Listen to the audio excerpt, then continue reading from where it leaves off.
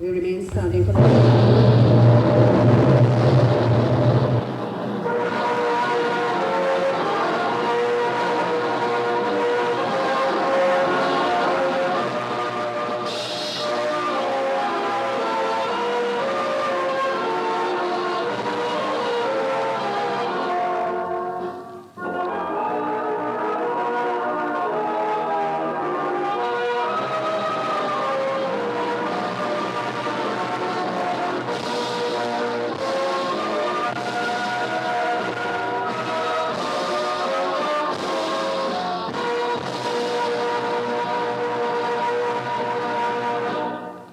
Please remain standing as prayers will now be said. I invite forward Sheikh Nurain Hamid from the Leonora Masjid and Pandit Vijay Kupchan to pray for us.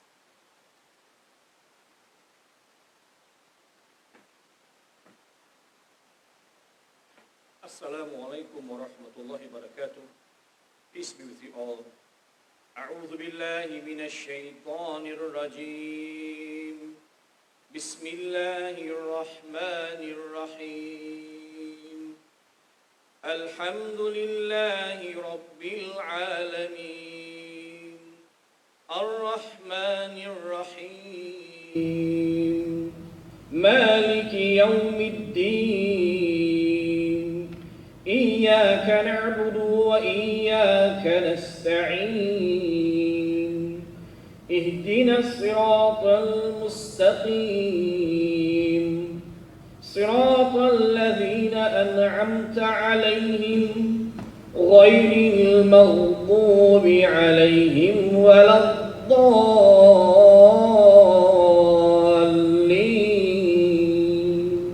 آمين.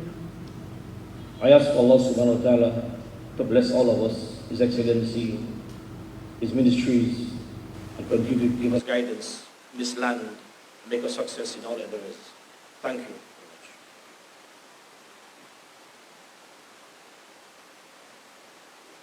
very much. Mayam Namaskar and a blessed evening to everybody. We are all standing for prayers because there's a greater belief that there's a greater person beyond all of us and what we do and what we see. Today, with that belief, with that trust in God, we stand as we pray together, as we stand together for the betterment of our country. Prayers is a form of love and gratitude to God. And I'm very much sure as we all stand here, we have so much to be thankful for. We are here to be thankful for our dear President, most honorable, most respectable, most caring and loving to all fellow citizens. We thank God for him. We thank God for his cabinet. We thank God for our international and our local investors and everybody who is willing to put our country ahead. Today we pray in order for success to happen, then all obstacles should be removed. Then join me in prayers as we pray for the one greater good of success, God's blessings, and our country moving ahead. Om Vakratunda Mahakaya, Surya Koti Samaprabha, Nirvignam Kurumedeva Sarvakaryeshu Sarvada. We pray that may God lead us from untruth to truth, from that which is unreal to real, from the darkness of ignorance onto the light of knowledge always. Om Asatoma Satgamaya, Tamasoma Jyotirgamaya, Mritchurma Amritam Gamaya.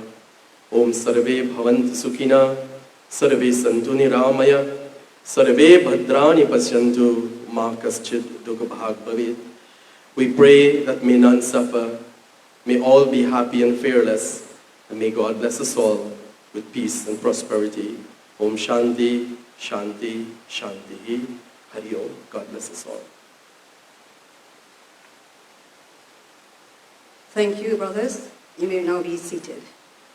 Your Excellency, Dr. Mohamed Irfan Ali, President of the Cooperative Republic of Guyana, Honorable Prime Minister, Brigadier Retired Mark Phillips, Honorable Minister of Natural Resources, Vikram Barrett, and other cabinet members, Chief of Defense Staff, Brigadier Omar Khan, Excellencies of the Diplomatic Corps, Vashi directors and their families, President of ExxonMobil Guyana, Alistair Rutledge, Area Manager for Yandinol, Mr. Patrick Loy, PSC Chairman, Mr. Komal Singh, and other distinguished business leaders, Region 3 officials, residents, special invitees, those tuned in via terrestrial broadcast and social media streaming.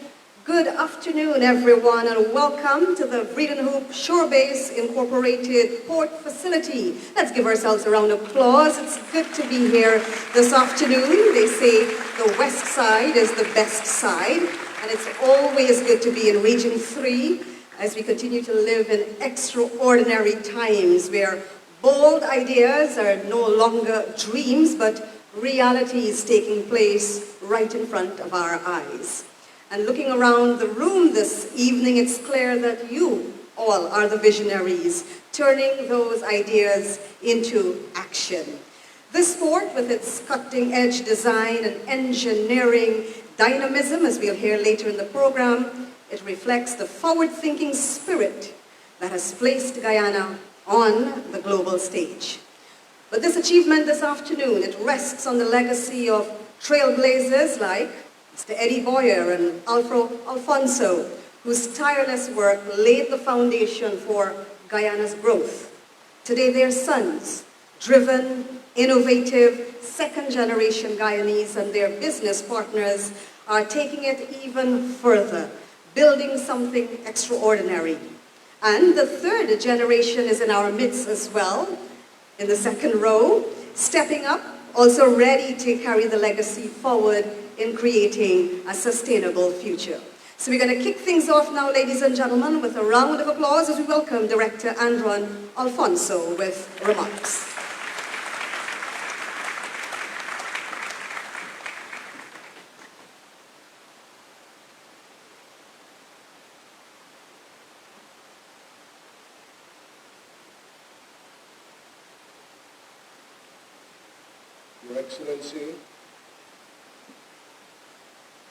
Your Excellency, President of the Cooperative Republic of Guyana, Dr. Mohamed Irfan Ali, Prime Minister of the Cooperative Republic of Guyana, Honorable Brigadier Mark Phillips, Minister of Natural Resources, Honorable Vikram Barrett,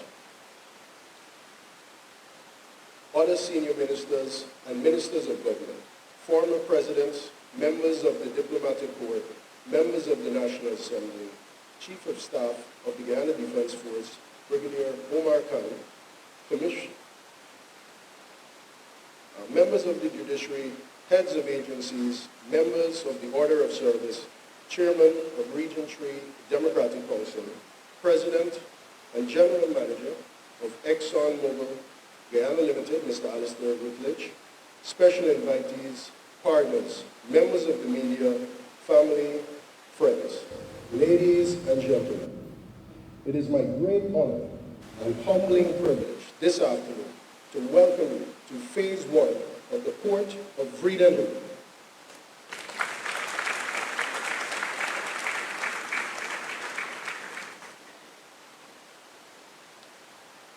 Extraordinary visions of what the future could be are rare, truly special, and not easily conjured in the mind's eye. While difficult to envisage, they are infinitely more difficult to achieve.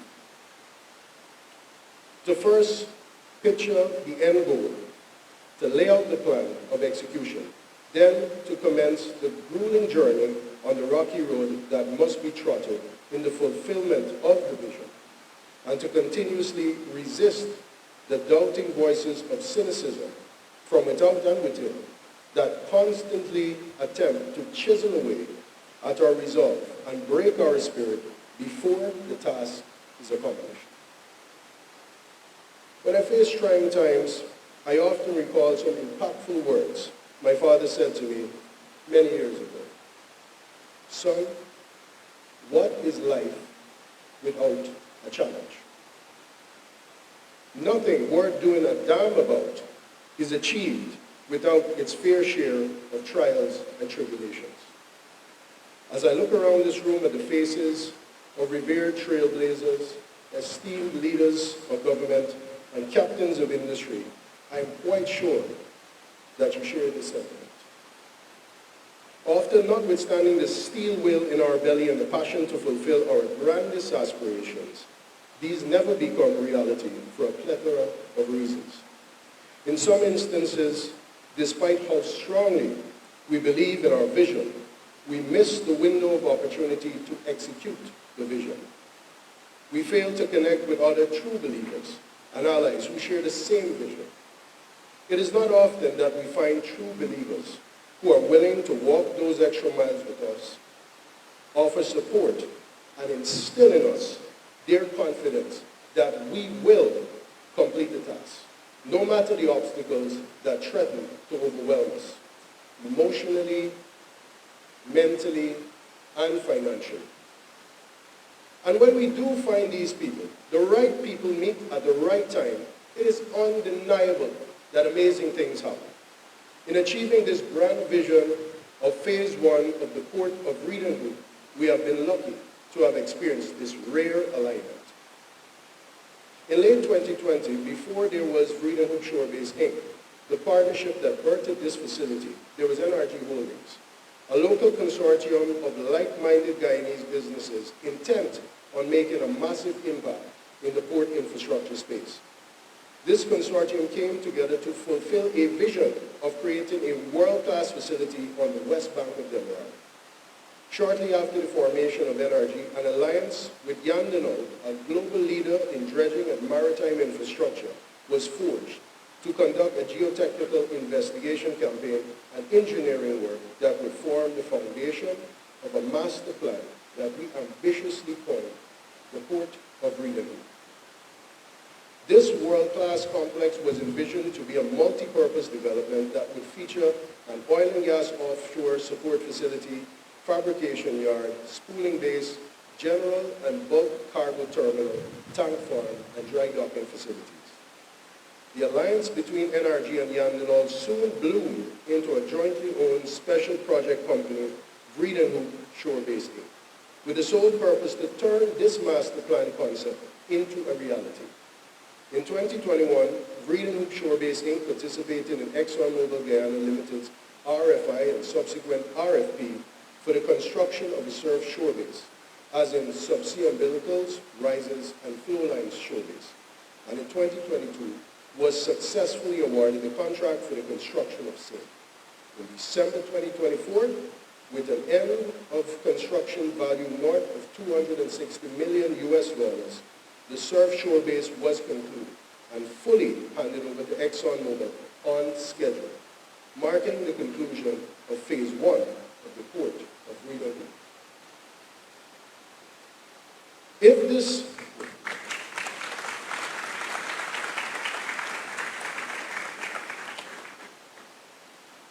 meeting of passionate believers with a common vision did not take place, we would not be present here today, standing and sitting on sand that was taken from the ocean floor over 100 kilometers off of these shores.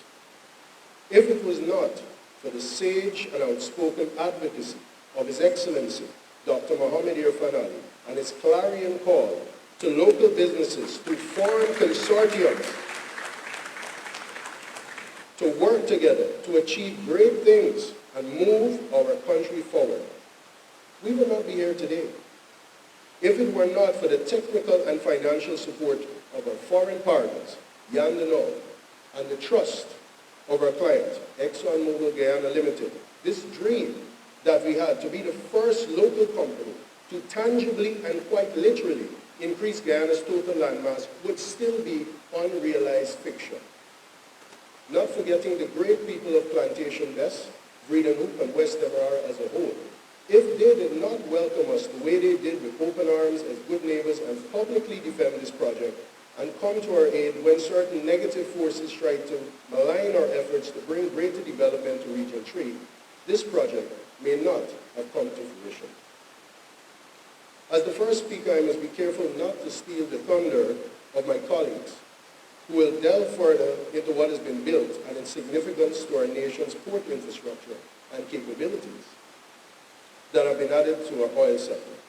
However, I beg their forgiveness as I speak of some magnificent improvements to common infrastructure that are fringe benefits of this project. Approximately $60 million was invested in deepening of the Demerara River channel from a depth of approximately -5 meters at low tide to in excess of -9 meters at low tide. The channel has been widened from approximately 50 meters to 100 meters. It has also been extended from 18 kilometers to over 28 kilometers in length from the mouth of the river to provide access to larger vessels with deeper draft. The community of Plantation Best has seen the addition of new roads and bridges, as well as the improvement of existing infrastructure, in the process raising the profile of the community and increasing property values. The port of Vreed-en-Hoop is a microcosm of the Guyana of today. Massive development, which would have been unbelievable less than a decade ago, is taking place in real time throughout our country. World-class infrastructure is a catalyst for growth. They are seminal precursors of future prosperity, critical factors in the formula of a nation's success. Well-designed infrastructure forms the foundation for the efficient production and consumption of goods and services, vital ingredients for economic success and raising the standards of living. Before they enter the annals of history as great nations that shaped our civilization, the Romans built extensive networks of roads, bridges, and aqueducts, some of which are still in use today. The United States of America built railroads throughout the country, connecting the East Coast to the West Coast, which was instrumental in turning that nation into an economic powerhouse.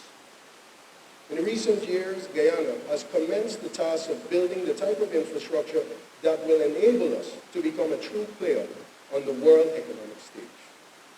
To criticize these necessary keystone infrastructural investments at this time in our nation's transformative journey is an affront to the lessons that the history of our civilization has taught us. They are necessary investments. And as a nation, we need continued leadership that recognizes this self-evident fact.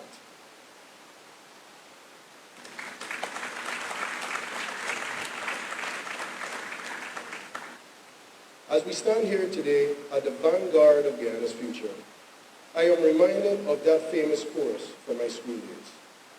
Onward, upward, may we ever go. Day by day, in strength and beauty grow. Till at length, each of us may show what Guyana's sons and daughters can be. The most important lesson learned in the process of building this island is that indeed, to quote that old adage, no man is an island. Truly great things for the Guyana of tomorrow can only be achieved through hard work, some love, continued support from our government, and most importantly, partnerships among true believers who are willing to dream and take the risk to make those dreams a reality. All of our hopes for the future of our country, so full of potential, can only be achieved through genuine collaboration and united approaches to overcoming challenges through one realm. Welcome, and thank you for sharing this historical moment with us today.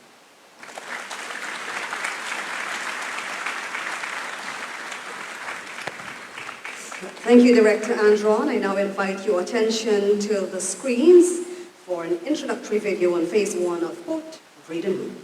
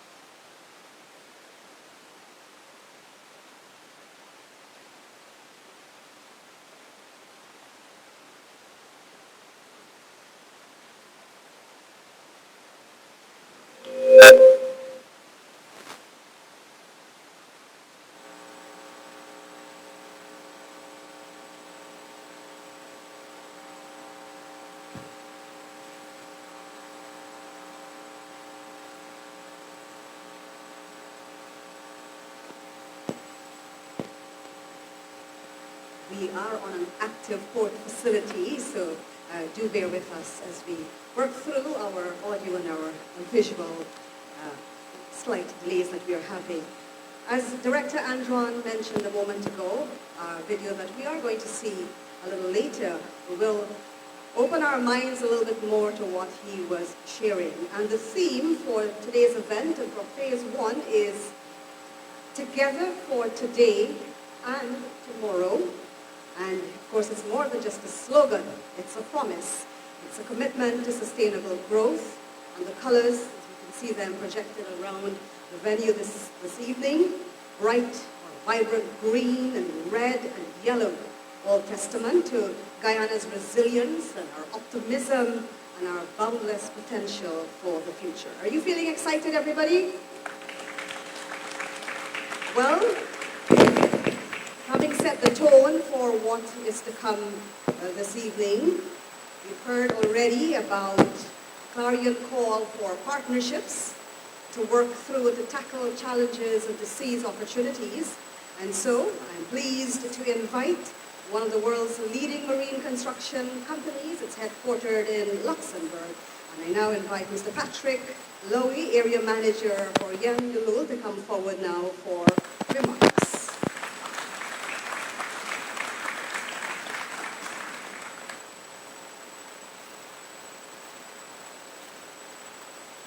Thank you.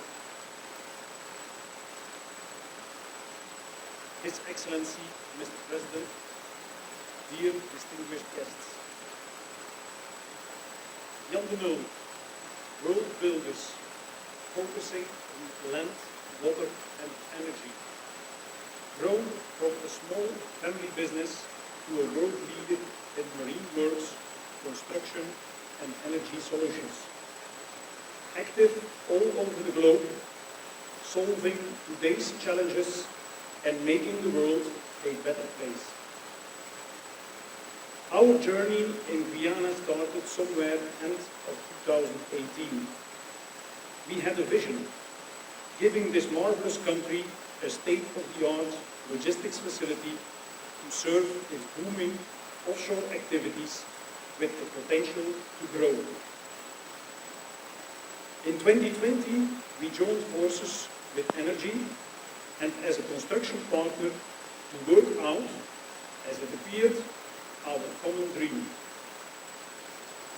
Looking for a location, we've chosen the West Bank, at the river mouth of the Demerara River, a shallow area close to the entrance channel, away from congestion, the possibility to operate at 9-meter depth and even more, and with a huge potential to expand without interfering.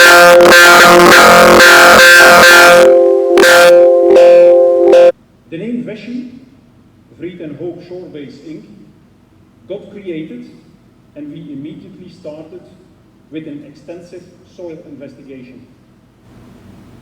Guyana's subsoil has its challenges.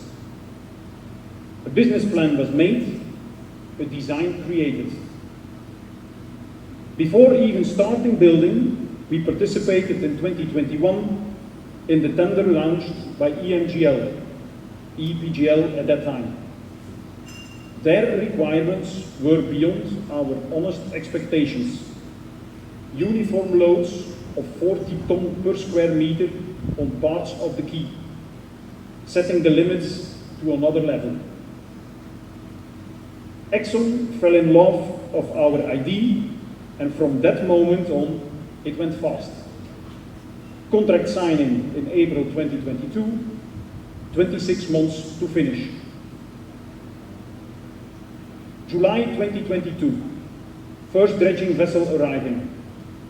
To make our island building project a reality on time, we first had to tackle a critical challenge, the Demerara River access channel. We deepened it, allowing not only our equipment, but also other larger vessels tight independent access to Georgetown. This improvement has already delivered significant value to Guyana since 2022. boosting the capacity of existing port infrastructure to meet rising demand. We dug our path into the shallows. December 2022, first load of offshore sand brought with our hopper dredger. January 2023, Google Earth witnessed the birth of Guyana's first offshore island. We replaced tons of mud with offshore sand, hydraulic compaction, sheet piling, concrete piles, concrete deck. Meanwhile, the island grew to a 40 acres piece of land. A causeway connecting the island with the mainland. Some major challenges and hiccups underway could not stop us from finishing. Rock revetment, scour protection, pavement, buildings, fencing, lighting. June 2024, first 100 meters of quay and 10 acres of land finished. 2 months later, August 2024, the full length of 200 meters of quay wall and an additional 10 acres operational. December 2024, the full 43 acres up and running. An amazing story, reading like a fairy tale, but then in real, thanks to the help of His Excellency, the government of Guyana, Marat, our partners. Thanks, Nick, Andron, your fathers, Mr. Boyer, Mr. Alfonso. Of course, thank you, EMGL. Special thank you to Alistair, Anthony, Rebecca, Jeremy, and your whole team. Thanks to our Jandanul team of can-do people, the few expats, but also the hundreds of good Guyanese workers on different levels: topographic surveyors, safety officers, quality assistants, logistics aides, engineers, equipment operators, field workers, you name it, we found them and we trained them. We teach them our safety culture and we shared our knowledge. And here we are now. And as a representative of the Jandanul group, I can say from the bottom of my heart, we are proud. Proud of the result, proud of Jandanul's 100 million plus US dollar out-of-pocket investment into this port. Proud to be part of the Vesci team and thankful to EMGL, who made this first Vreed-en-Hoop development possible. And I can tell you, we are eager to continue our Guyana journey. With the new Demerara Bridge being opened soon, Vreed-en-Hoop will become the port development that Guyana needs so much to keep up with the impressive economic growth. Thanks for joining us.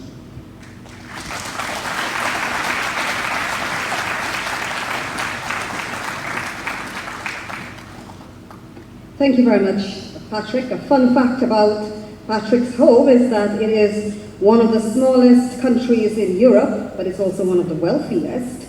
And their cuisine is exotic. It's influenced by the French and German. So Patrick and Alistair and all others to Guyana. For the next part of our event, we've got some really delicious local cuisine waiting for you. We've got local delicacies like white pudding and cassava pone and eggplant, baigani and chicken foot, and there's more. Essequibo mojito, the Georgetown fizz, and the Culture sparkle. Are you getting excited for the second part of the program? We have that and much more as we give to you this program here on a lovely, cool Saturday evening on the Demerara River. Yes, we are on the Demerara River. And as we're hearing, Vesci's journey has really been remarkable. And another significant partner in this consortium, of course, and partnership is that of ExxonMobil. Vesci has already over 500 skilled Guyanese workers have contributed to the ongoing work in Phase 1. Exxon ExxonMobil now, they continue to prioritize local content. They've engaged over 1,700 local businesses, employ more than 4,400 Guyanese, making up 69% of their workforce. At this time, it's my pleasure to invite ExxonMobil Guyana's president, Mr. Alistair Routledge, for remarks.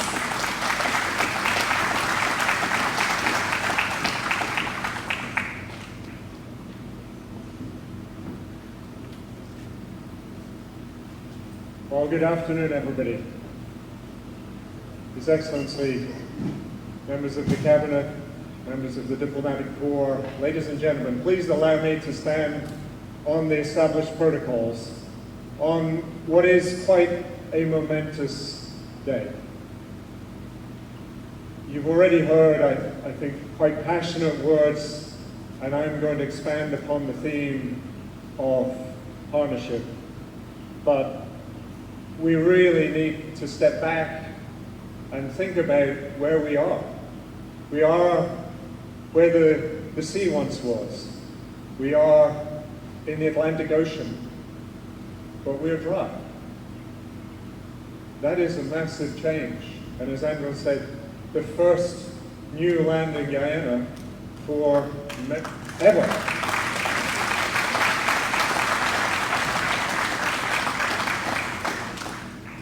This kind of visionary project, this kind of transformative change for the country of Guyana is born on partnerships. Strong, strong partnerships. I'm going to go a little bit further back in history on what those partnerships are that underpin this successful project. And it really starts as far back as 2015, when ExxonMobil found it had no partners in the starboard block. And we were out looking for new partners. And we had Hess and CNOOC join us. They believed that there was opportunity in Guyana, as we did. And together, we selected Liza as the first prospect that we would drill in the starboard block. And we were successful. But that only came after decades of exploration for oil and gas in the country. It took a huge belief and a strong partnership and a vision as to what could be possible here in Guyana. Fast forward to 2020. That was when the Yellowtail field was discovered.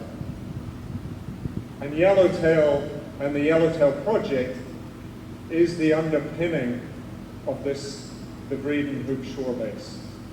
Because it is that field and that development that ExxonMobil, Hess and CNOOC were working on in 2021 that became the spark. It became the basis of the Vreed-en-Hoop Shorebase. Because we believed that we could build more local content in Guyana. We believed that it was the right time to do so.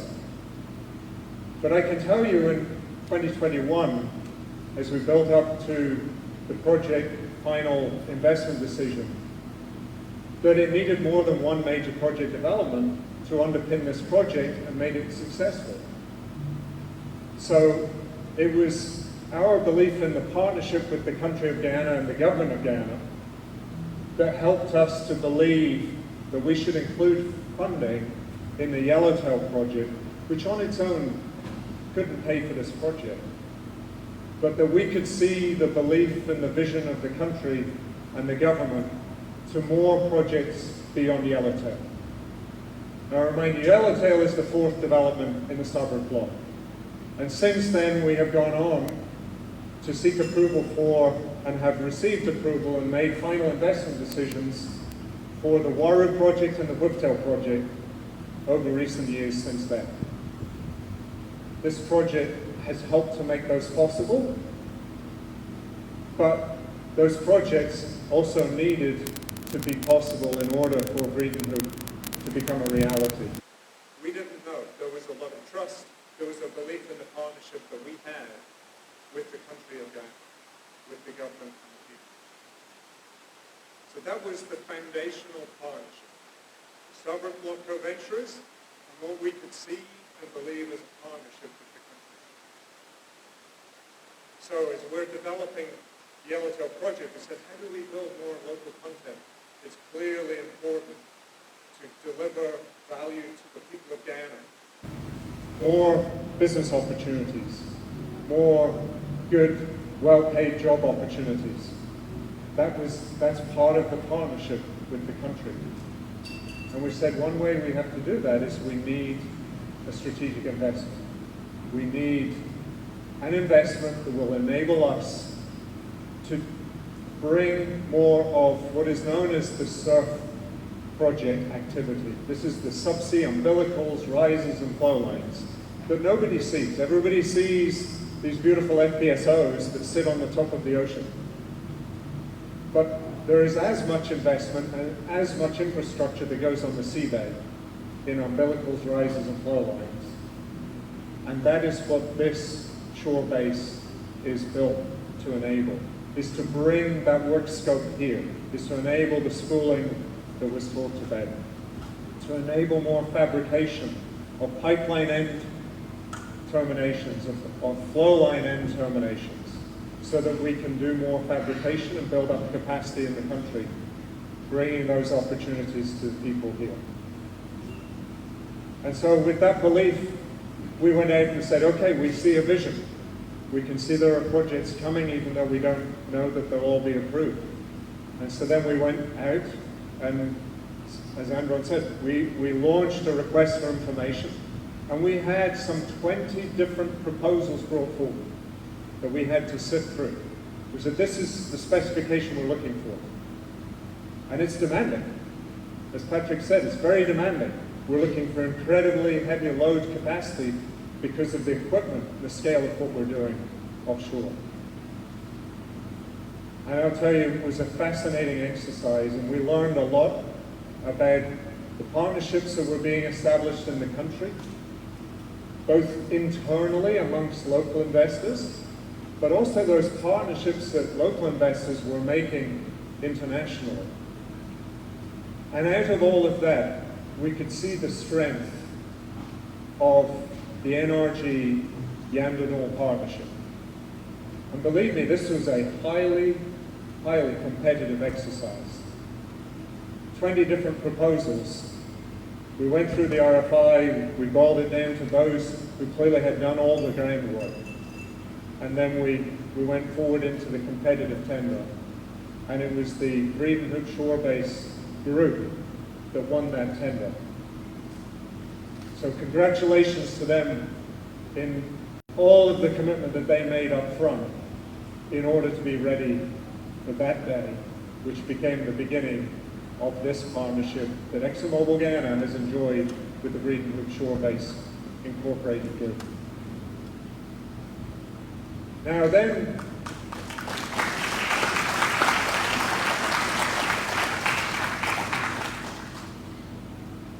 I remember the day we went on the West Bank in the Vreed-en-Hoop community to turn the turf, to turn the sod at the groundbreaking event.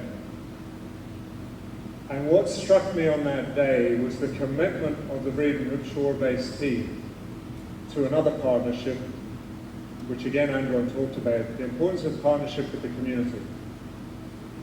And all the community was there, and they were welcome, and it was already evident the effort that had gone into engaging the community and beginning to build a partnership for the long term, because any major infrastructure project like this is going to have some form of impact on the local neighborhood. And what has happened in building that partnership is turning it from the concern of all the questions as to what this could mean into the positive impact of jobs and opportunities and rising property prices. And so I, again, appreciate the effort the Basic Group have put into building a partnership with the local community.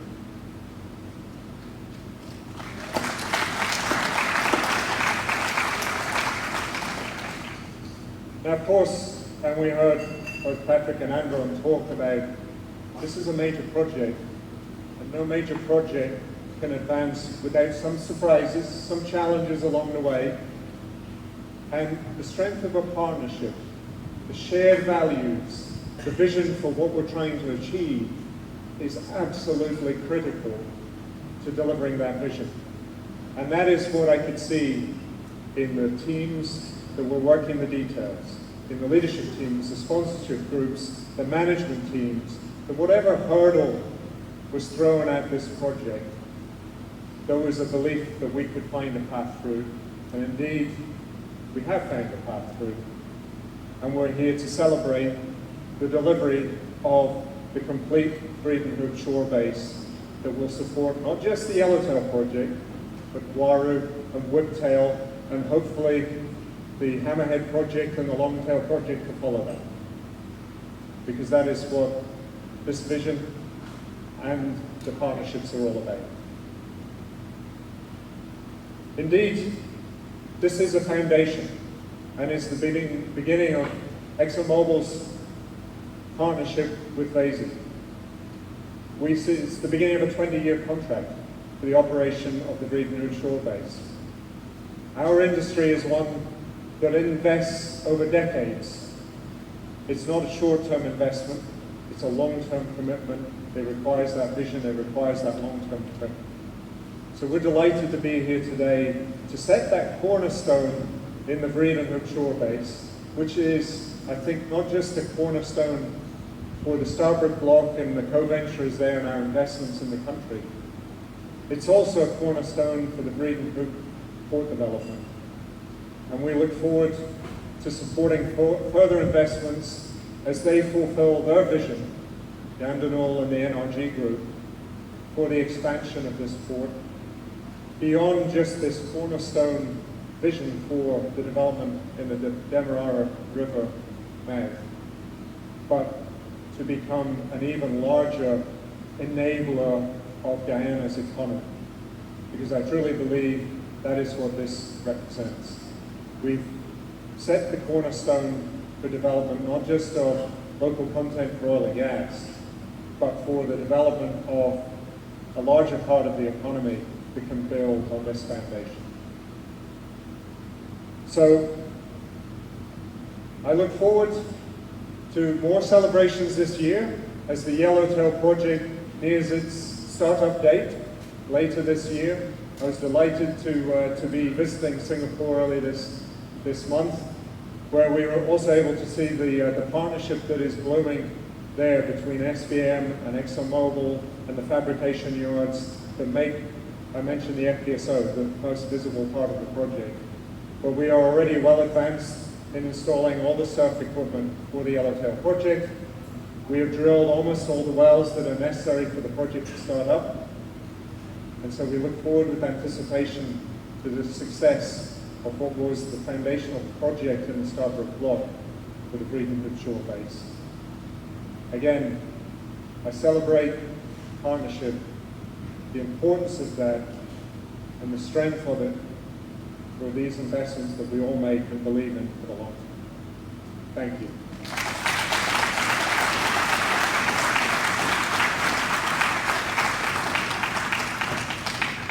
So thank you very much, Alastair. This is the opening of Vreed-en-Hoop Phase 1 together for today and tomorrow.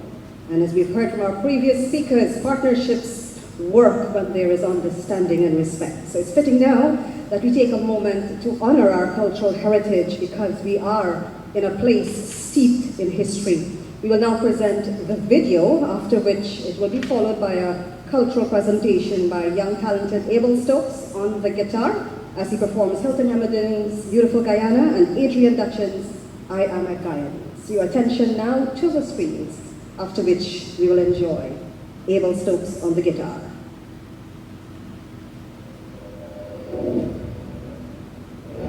Vreed-en-Hoop, a land with a legacy steeped in history.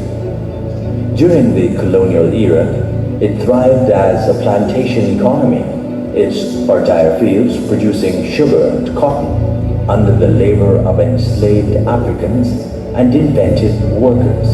But after emancipation in 1838, freed Africans built vibrant communities, transforming Vreed-en-Hoop into a hub for trade and commerce along the Demerara River. Today, this historic land stands at the forefront of a new chapter, bridging Guyana's rich past with a future of progress and promise. In 2015, ExxonMobil discovered the Liza 1 well in the Stabroek Block, a discovery that unlocked over 11 billion barrels of recoverable oil and placed Guyana at the center of the global energy map. Through their investment and collaboration with local partners, ExxonMobil has driven job creation, infrastructure development, and a vision for sustainable growth, ensuring Guyana's energy wealth empowers its people and the future. Pioneered by NRG Holdings Inc., a 100% Guyanese-owned consortium, and in partnership with Vreed-en-Hoop, a world leader in maritime infrastructure, Vreed-en-Hoop Shorebase Inc. was formed to realize the vision of the port of Vreed-en-Hoop through determination and collaboration. To support ExxonMobil's offshore operations, Phase 1 of the port was brought to life. From the inception of the Port of Vreed-en-Hoop Master Plan concept in 2021, to the dredging of the Demerara River and the development of a world-class offshore support and fabrication facility, every milestone has been a step forward, strengthening Guyana's energy infrastructure. Hundreds of Guyanese workers contributed to the success of Phase 1, gaining skills, opportunities, and pride in building a foundation for their nation. Today, the Port of Vreed-en-Hoop Phase 1 stands as more than a facility. It is a symbol of innovation, collaboration, and progress, uniting the strengths of NRG Holdings, Vreed-en-Hoop, and ExxonMobil to drive Guyana's future forward. Together, we are building a brighter tomorrow for Guyana.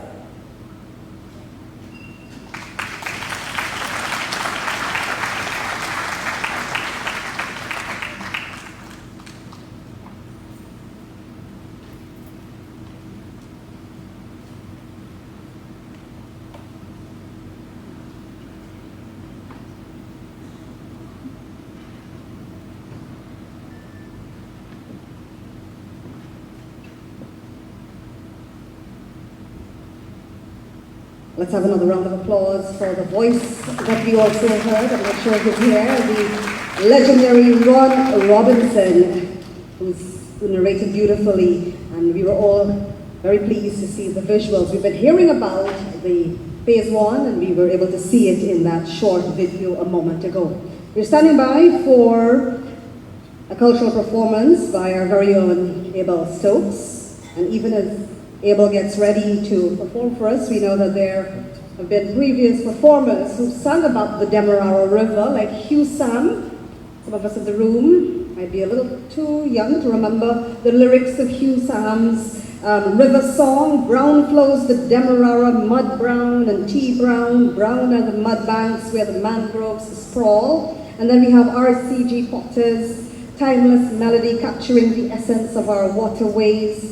And part of the song says, and you can see a long float coastland and a smokeless wooden town. Now we're talking decades. Could you imagine if our artists like Abel and others, our teachers and our students, can create music now that reflects Guyana in 2025? Music and poetry that really captures who we are, give voice to all the transformation and the progress that we are seeing. So let's get excited about that. Let's encourage our local artists. And I'm waiting for the cue that we are now ready to go with Abel Stokes. Abel this evening is performing two of our contemporary songs, I Am a Guyanese by Adrian Dutchin and Beautiful Guyana by Hilton Hemmerling.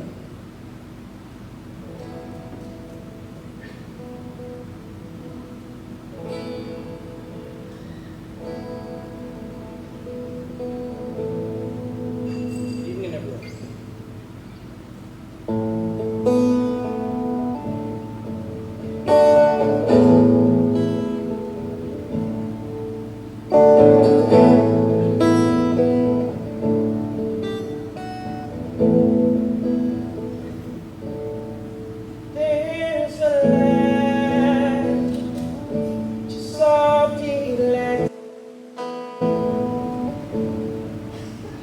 kind of jungle, waterfalls and sweet scenery, where our people from this land and underwater, and they all live in peace and harmony. This is Guyana, beautiful Guyana. This is Guyana, beautiful Guyana. Diamond seekers go in the interior, pulling their couriers under the fall, singing sweet calypso as they heave on their waves to build up the diamond and the gold. We catch your tumbling to the rivers. Oh, allow to seek your foaming tide. I listen to the chirps of the cheerful cascading as they trot the yellow breast to the skies. Oh, Guyana, and where I was born. Oh, sweet land, shining in the sun. I can hear the monkeys shouting up in the trees, and the parrots singing this melody. Oh, Guyana, beautiful Guyana. Oh, Guyana, independent and free. Oh, Guyana, beautiful Guyana.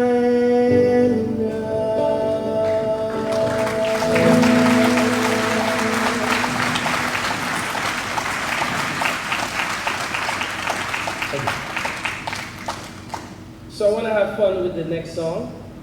So the motto for Guyana is one people, one nation, one destiny. And there's a part of this song that we recite the motto, one people, one nation, one destiny.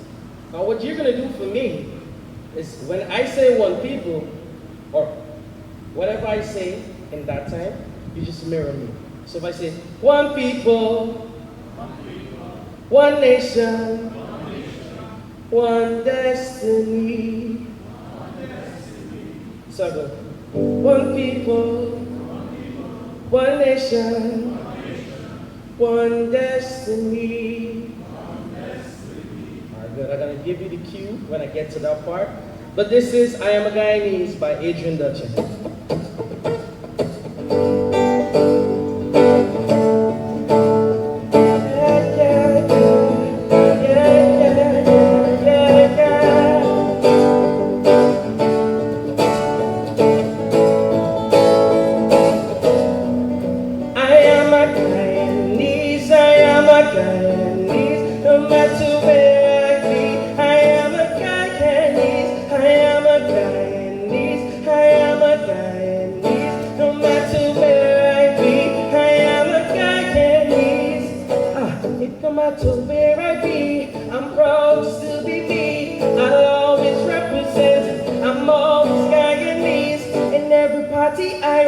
Inside of the better rapping, country people over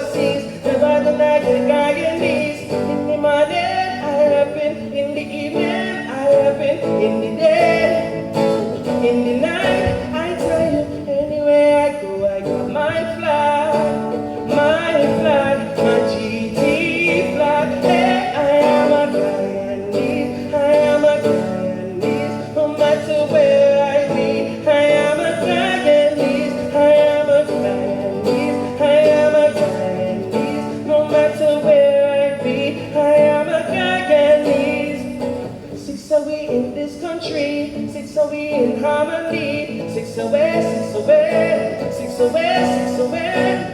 In every party I rap in, inside the different I rap in. Country people overseas, nobody like the Guyanese. In the morning, in the evening, in the day, in the night, I tell you, anywhere I go, I got my flag, my GT flag. Cause I am a Guyanese, I am a Guyanese, no matter where I be. I am a Guyanese, I am a Guyanese, I am a Guyanese, no matter where I be. Alright, so this is your part. Are you ready? Let's go. We are one people, one nation, one destiny. One people, one nation, one destiny. Thank you so much.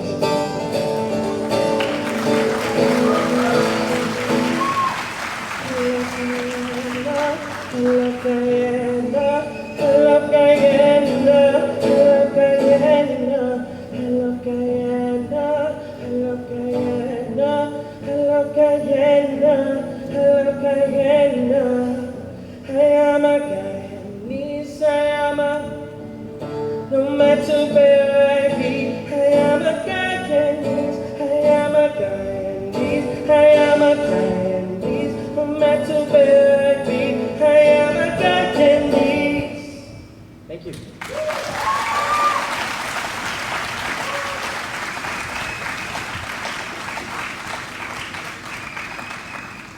Thank you, Abel Stokes, and to yourselves, give yourselves a round of applause for singing so movingly the songs that capture Guyana's history and beauty and identity, connecting our past to our present and future.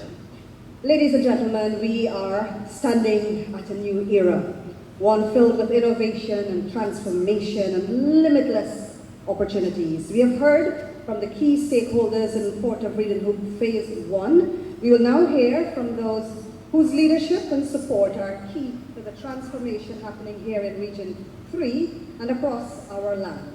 At this time, we now invite the Honourable Minister of Natural Resources, Vikram Bharat, for remarks.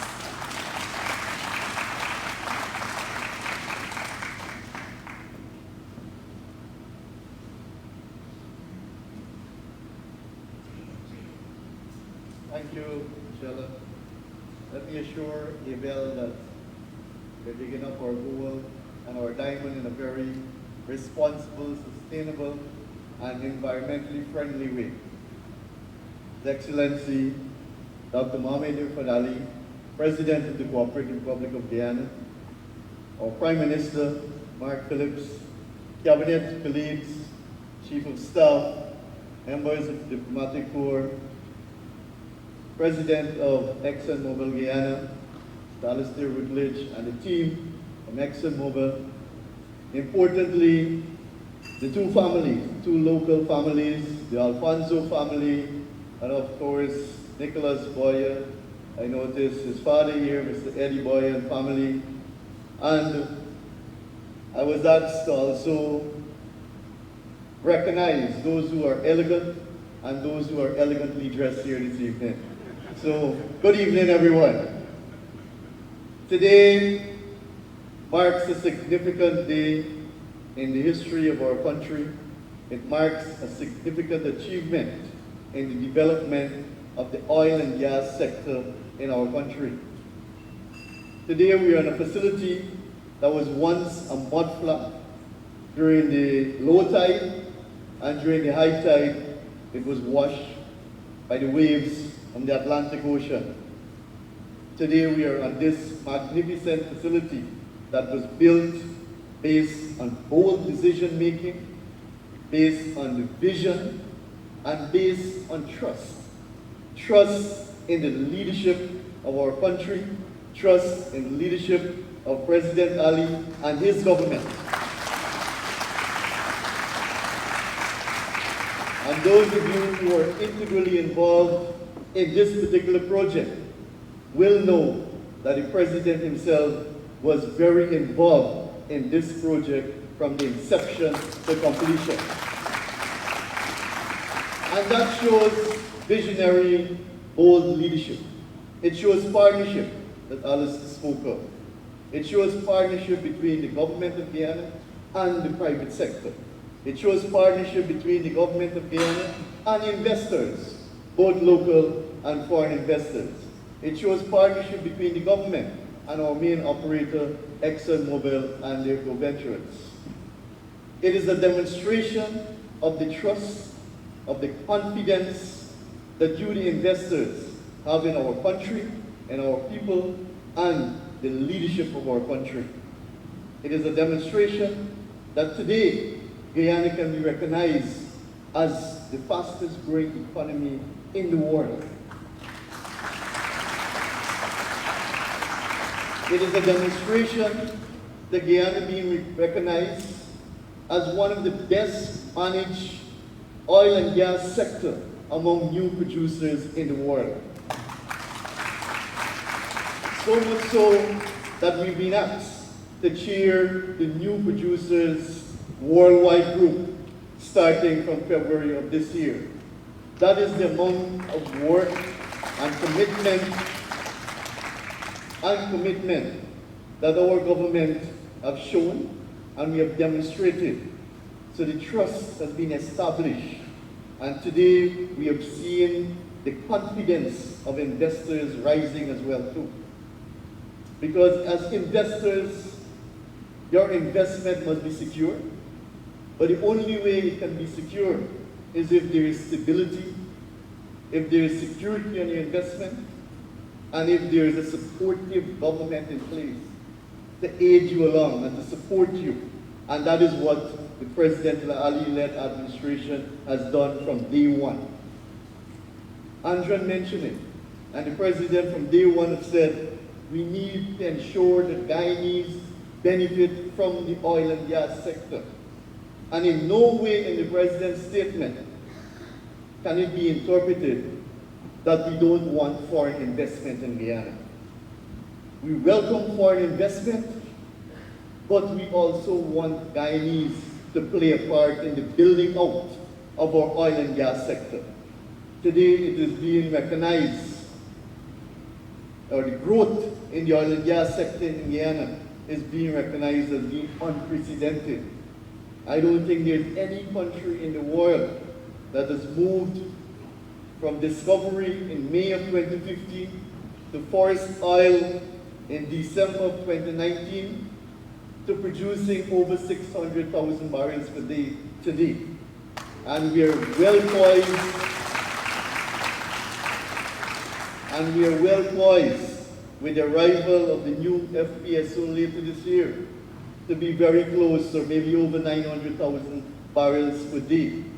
And we have already, with ExxonMobil Guyana, signed 2 other production licenses, the Waru and the Whiptail, which will take us way above the 1 million barrel mark per day. This has never been seen in any part of the world. Our success rate at discovery wells offshore, it has never been experienced anywhere in the world. In the high 80s, even onshore or offshore, and in Guyana, it's ultra deep. So there are so many achievements that today we can be here and celebrate. But what must be recognized too is the manner in which our government has built out the framework to manage the oil and gas sector.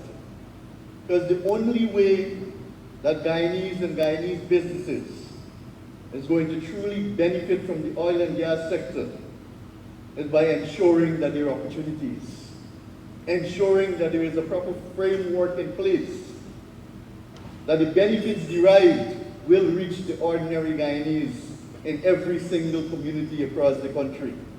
And this project here today is a demonstration of that. This project could have been easily sited on the other side of the river in Region 4. but through the President's vision and leadership and guidance, today we are on the other side of the river, in the region that is considered to be the fastest growing region in Guyana, both in population and economic development. This project, the Vreed-en-Hoop Shorebase, along with the gas to energy project, the new Demerara Bridge, and the soon to be renovated and expanded Perico facility, wharf facility, will bring forward economic development to Region 3 and the people of Region 3. And that is the vision of President Ali's administration. It is taking development to every single region in our country so that people can benefit, regardless if it's Shorebase, or Region 4, or Region 3, or Region 10, that you're all Guyanese and you have a right to benefit from the resources and the development taking place in the oil and gas sector. Guyana is one of the few countries in the world, especially among new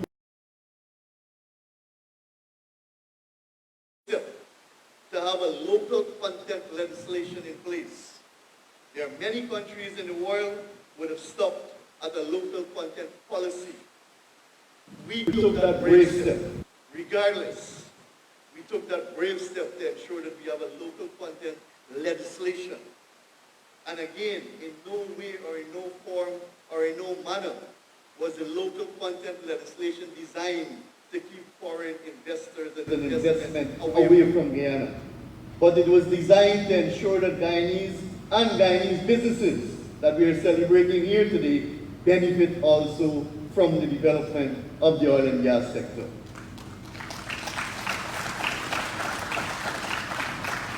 And that was a very bold decision by a small country that is now being recognized for what we are doing.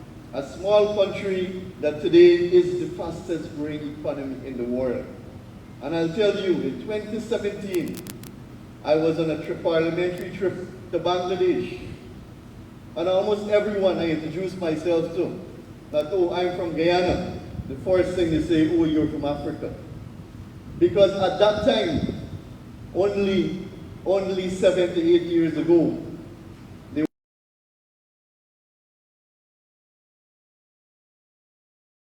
today I can tell you, we are truly on the world map. And that every single one knows of Guyana. Every single one knows of Guyana. And that is what visionary leadership has done for our country. Because of the local content legislation, today we are seeing over 1,500 local businesses being registered, and most of them are enjoying the opportunities from the oil and gas sector. Because of the local content legislation and because of our program to train Guyanese, today we are seeing almost 7,000 Guyanese directly employed in the oil and gas sector. And I don't think this has happened in any part of the world. It hasn't happened in any part of the world. So this facility here today, our second shore-based facility in Guyana, will truly help in this region. Again, this is part of the President's vision to establish Guyana as an oil and gas hub in this part of the region so that we can service other oil-producing countries nearby.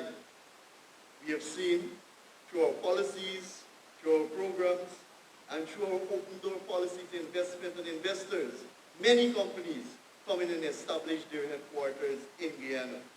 On my way here, I passed the yard of Technip FMC, and I can recall when that company moved their base to Guyana and say, this is our headquarters in the region. And so many others have done that. And again, that shows the confidence that they have in the leadership of the country, the people of the country, and our policies and programs that are designed to facilitate and incentivize investment in our country from both foreign investors and our local private sector. So today, I wish to congratulate Nick and Andron as they're fondly known to me and to us. Two young men who would have answered the call. Two young men who took the bold decision that they are going to be a part of the oil and gas sector. That they want to play a part in the development of their country. And I want to encourage the others, the many others who we have, to follow in the footsteps of Andron and Nicholas. And of course, I cannot only congratulate Andron and Nicholas without pointing out Mr. Alfonso and Mr. Boyer, the bedrock and the foundation of these two young men. I want to say to those two fathers, you have done a wonderful job.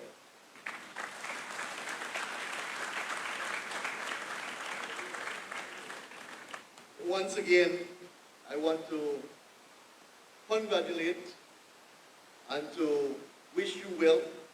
I know it will be a busy period with our new FPSO arriving.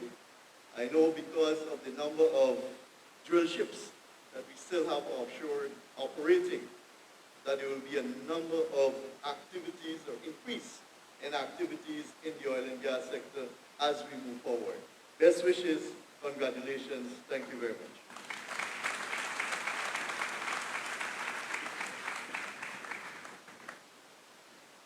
Thank you very much, Minister Vikram Bharat. To hear more about all the exciting plans, be sure not to miss Minister's budget presentation on Monday, as he and his cabinet colleagues continue to show why the 2025 budget reflects the diverse voices of all Guyanese. Ladies and gentlemen, this is the opening of Port Vreed-en-Hoop Phase 1, together for today and tomorrow, a model of collaboration where every partner plays a crucial role in turning vision into reality.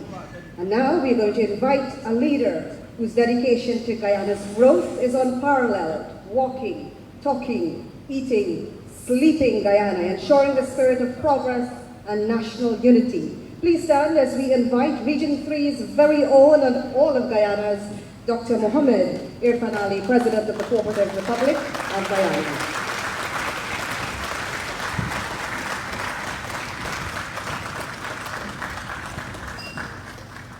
Thank you very much. Please, you may have your seats. Thank you.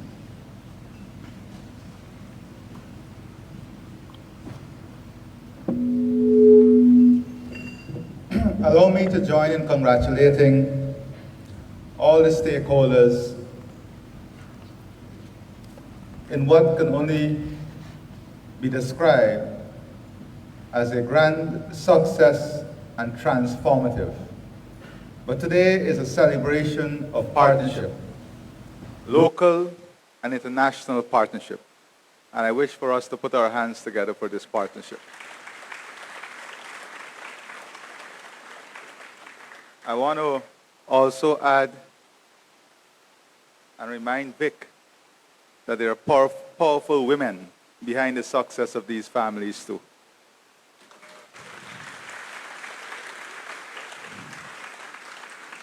I can assure you it takes a lot to keep Eddie Boyer and Mr. Alfonso Sr. stable. And they have been kept stable for a very long time.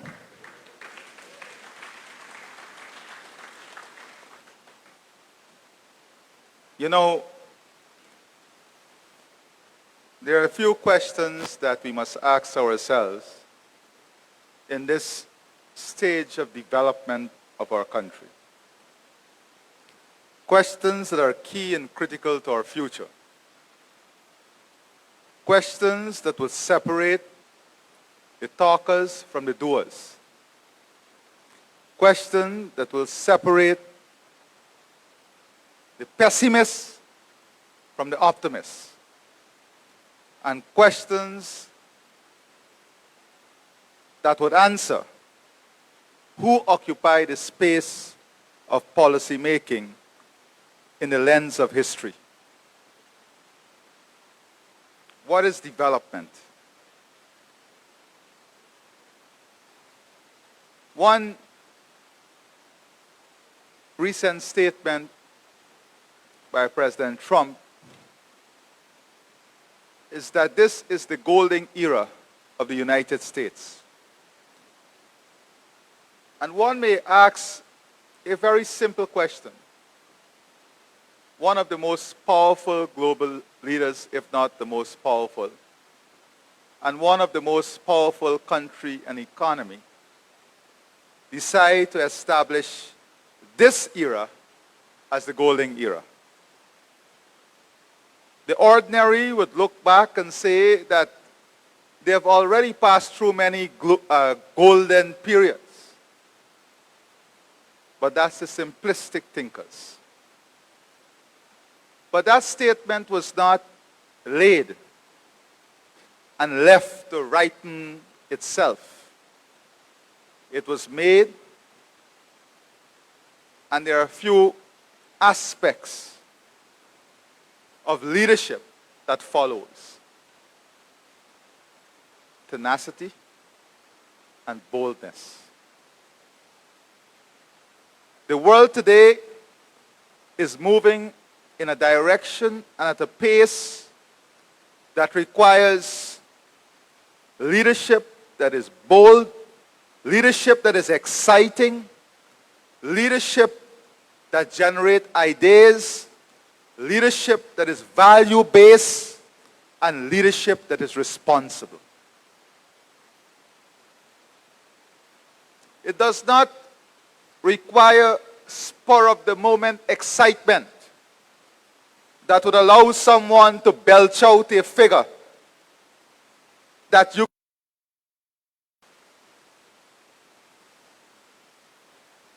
the tax rate at $400,000 per month.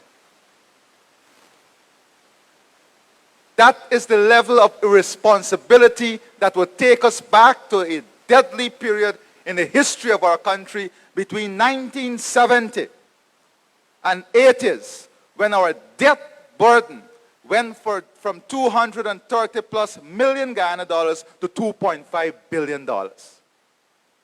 And it was debt incurred to carry recurrent expenditure. It was debt incurred to carry wages and salaries, not to grow the economy, not to expand the economy, not to create employment, not to generate wealth. There's a philosophical difference in the two types of policy making.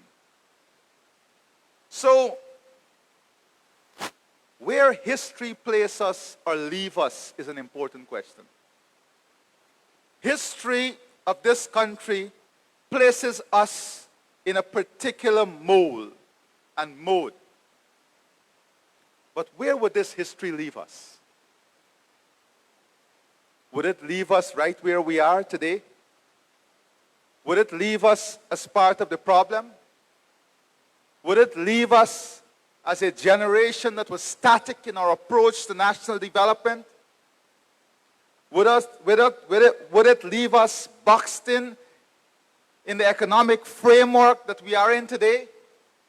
Or would it take us to a place in which we'll all be placed that is sustainable, prosperous, and broad in terms of our economic pillars and economic scope? So I want the private sector, policymakers, to ask ourselves this question: where history places us today, and where will it leave us? Where should development take us? Or where would development meet us? Very important question. Where should the development part of our country take us? Should it take us confined by 900,000 people, locked into a border that is defined by our geographic space? Or should the development take us into a marketplace that is millions? Or should it open up opportunity that goes beyond our boundaries and borders? Where should the development take us? And whilst we are answering these questions, there are others who are also asking the same question. There's a concept in business called early movers. And you have the early movers advantage. If we remain static in our development path and the way in which we structure our development, we will be late movers. And we'll pay the price for late movers.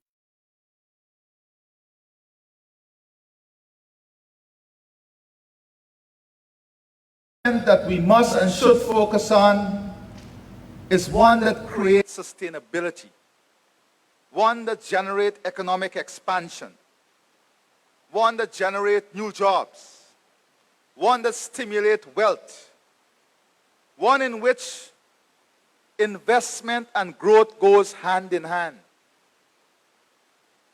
And if you look at this facility today, we are not just celebrating the completion of a physical infrastructure.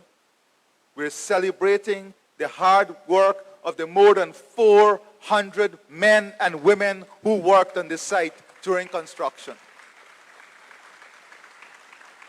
We're celebrating the more than 250 persons in the initial phase that will work here permanently. 250 families that will find sustainable jobs here.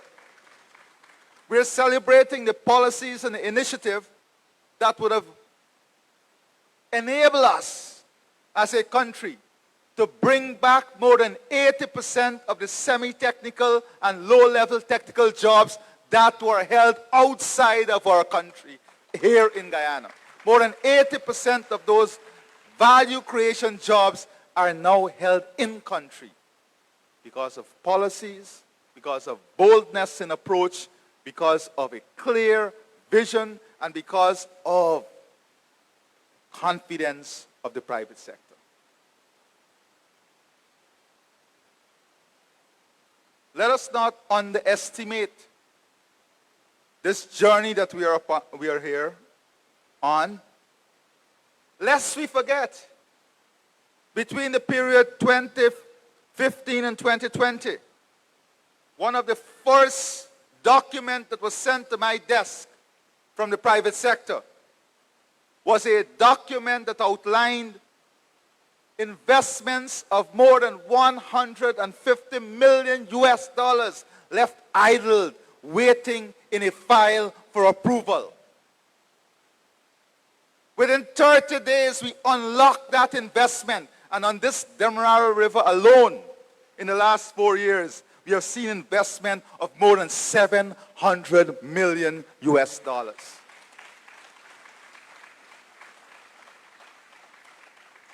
$700 million US dollars that was locked away in a policymaker desk, in a policymaker drawer. Locked away by incompetence, lack of clarity, a misalignment of the country vision and as to what needs to be done.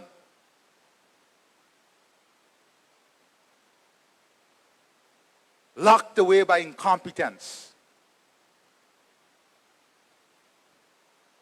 Just by ensuring that government work and ensuring that government carries out the responsibility that is entrusted on it, on governments itself, we were able to unlock more than 700 million US dollars of investment in the Demerara. And this is just the beginning. Because our approach to energy in this region must be to secure and cement ourselves as a major mover and shaker in the energy market within the region that we live in. It will be a complete non-alignment of our energy strategy if our intention is not to position Guyana strategically in the energy mix of this region. And to do that, we need Exxon and the partners. And we need all the other international partners. We need to work on a project that is beyond the scale of Guyana.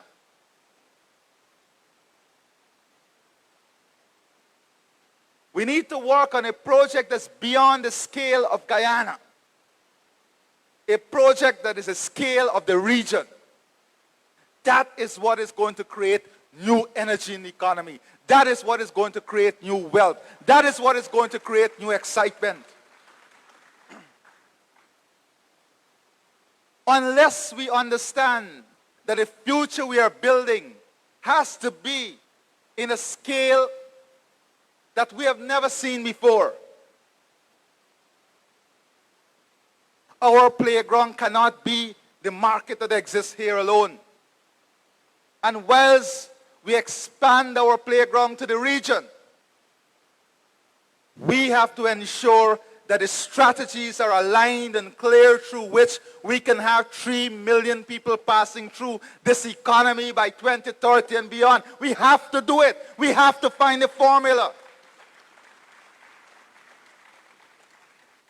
And that is why the infrastructure is key and critical.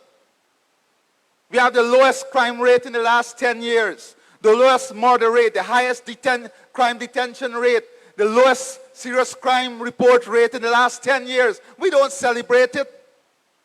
But it did not happen by accident. It happened by clarity of vision, clarity of policy, investment in technology, and investment in our human capital. And those investments are necessary if we are to achieve the 3 million people coming through the economy. We have to build a tourism sector that is second to none.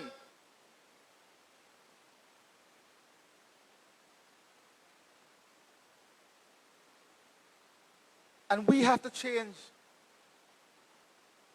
From the parents to the children, we have to change our philosophy too. Yeah, it might be great seeing your child leaving home in the morning with a tie and going to work as a clerk behind the desk at the bank and earn $170,000 per month. But your child can also do 6 weeks of training as an operator and earn $600,000 per month.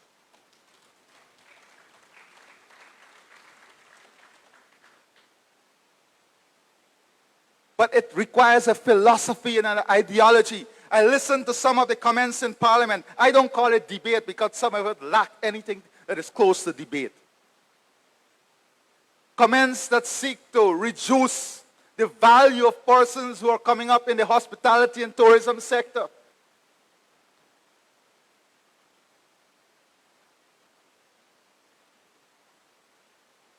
We have to understand what are the requirements of this country moving forward. I see people asking questions about the investment in infrastructure. It's an infrastructure budget. Well, if you don't have infrastructure, you have to build it. Because development follows infrastructure. If we don't have that 4-lane bridge completed, all this investment on this side of the river can hardly be optimized. And let me make it simple. Let me give you a simple calculation. You have about 20,000 vehicles crossing the Demerara Bridge every day. And Timothy Tucker will tell you that you lose at least 3 hours every day in productive time waiting in the traffic. But let's say we just use 1 hour. That going and coming over the bridge, you lose 1 hour of productive time.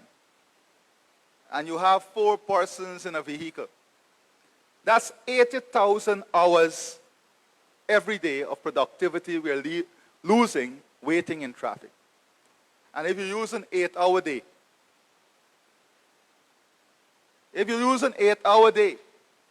that is 10,000 man days we are losing just waiting in a traffic because of inadequate infrastructure and inadequate bridge.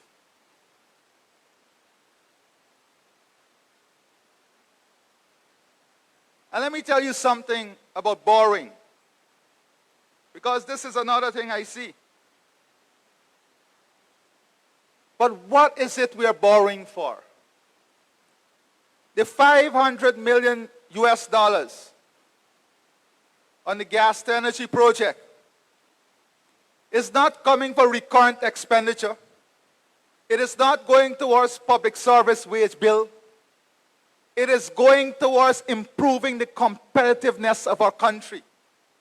It is going to an investment that will enable us to bring jobs in Guyana, to develop a first world industrial, manufacturing, agro-processing sector in this country.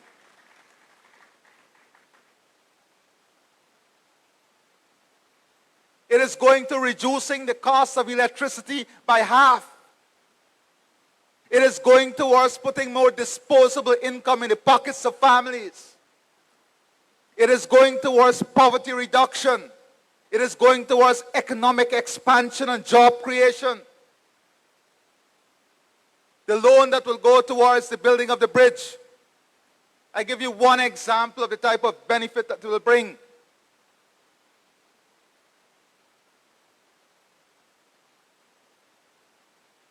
We have to understand the direction in which we want Guyana to go. The vision, a clear understanding as to where the opportunities are. And when you look at where the opportunities are, it's interesting.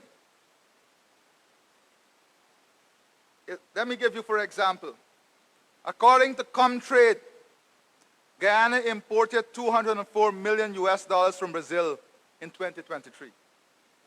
And we exported about $73 million. In 2023, Guyana was the top export destination for the state of Roraima. Listen to this. We were a top export destination for the state of Roraima in 2023. We have fresh water. We have fertile land. We have access to the Atlantic. We will now have the cheapest energy costs, and we're investing in the most skilled labor force. Just imagine if we convert that import, much of which is value-created goods, into exports. But what does this require? It requires a government that will fight on creating the enabling environment. A government that will fight on creating the trade opportunity. And then a private sector that must fight alongside the policymaker. A private sector that is willing to go to the state of Roraima and say, Guyana will now be your in-transit hub. Let us discuss with you now the migration of industries, whether agro-processing, manufacturing, or industrial industries. Let us discuss the migration of those industries into a market that gives you direct access to the Atlantic and, of course, the market of CARICOM and beyond.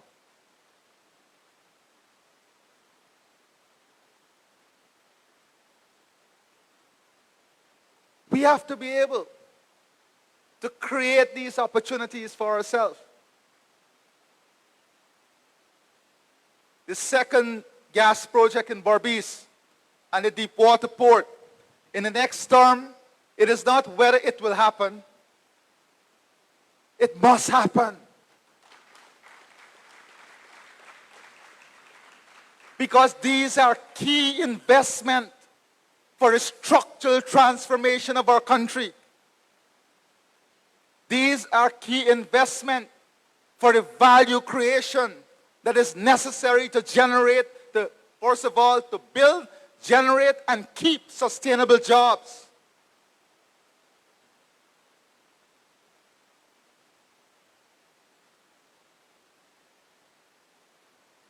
It's easy. First of all, you have the job to convince 14 investors to build 14 hotels. Then it's easy and exciting to say we have 14 hotels under construction. But it's also difficult to go to bed knowing that you have to generate enough traffic and ensure that the policy making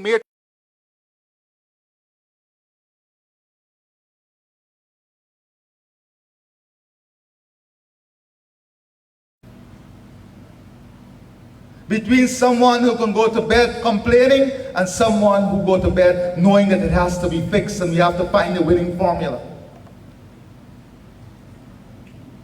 Success is at our doorstep, but we must search for the winning formula. And the winning formula, most times, is never going it alone.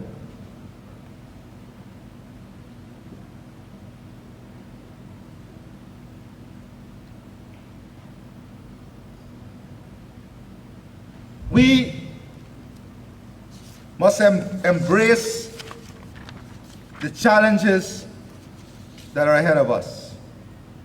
In this region, the future is beyond exciting.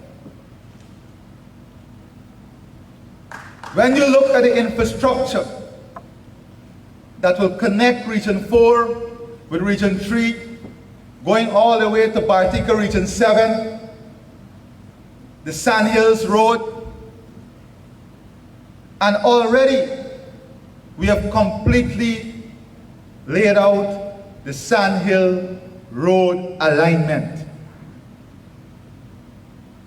Then we have the old important project that lacked the investment to make it possible, the Del Conte alignment, that will open up tens of thousands of new acreage of arable farmlands, that would open up the tourism sector. These are the things that we have to start thinking about.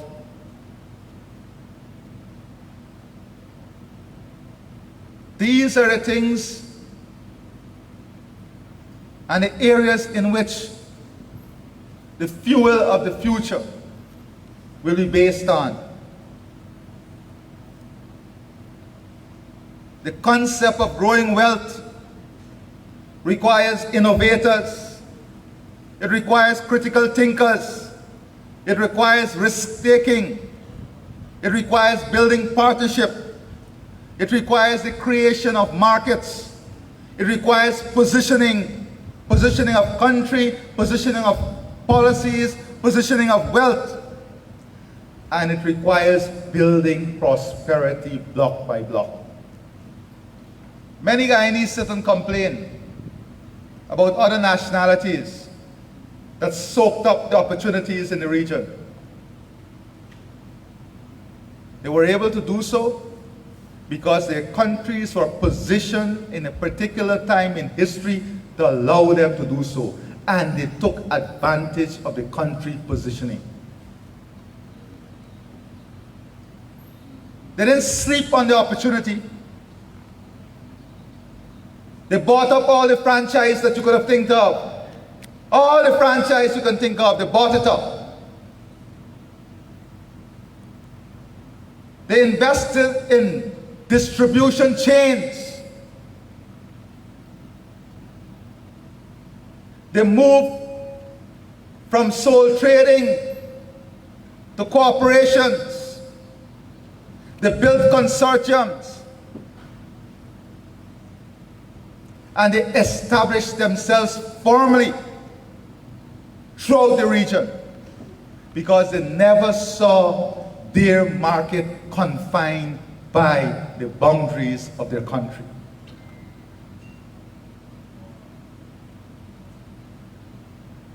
What are we doing? How are we leveraging? How are we going to leverage?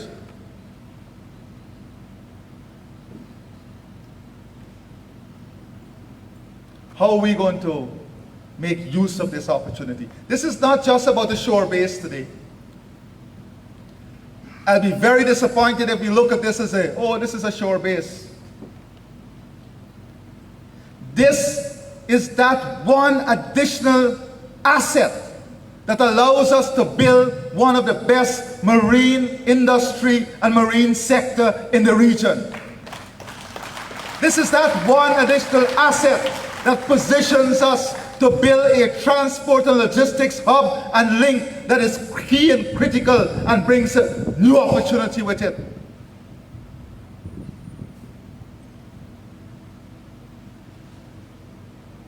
This is a means to the end, and not the end by itself.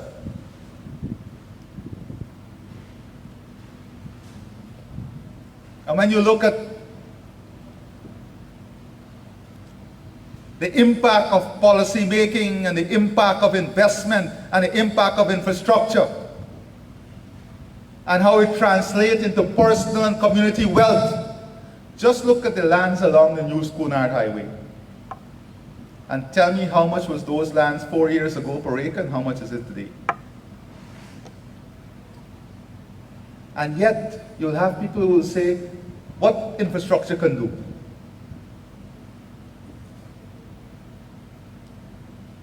A new hospital in West Demerara will commence soon. $50 million US, state of the art. That is what the investment is going to do. World-class education, world-class health care. And let me tell you, in terms of rate of improvement, and I say this without a shadow of a doubt, there is no public healthcare institution in this region, in the Caribbean and Latin America, that has improved at the pace at which Georgetown Hospital has improved. And I can give you the stats. I can give you the stats to back it up.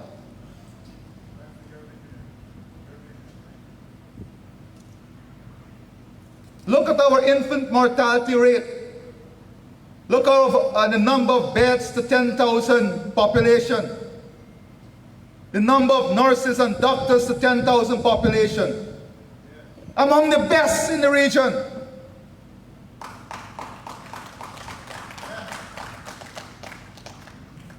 This didn't happen by accident. Not guesswork. It's careful planning and powerful execution. Careful planning and powerful execution. We don't jump on a stage every day and speak about these things. But I see from front row the type of changes that is taking place. I challenge anyone who did not go on the East Bank or East Coast for the last 3 years to go at the back there and tell me what they think. Go and look, go and see for yourselves the value that is being created, the economic opportunities that are being accelerated. You will see for yourselves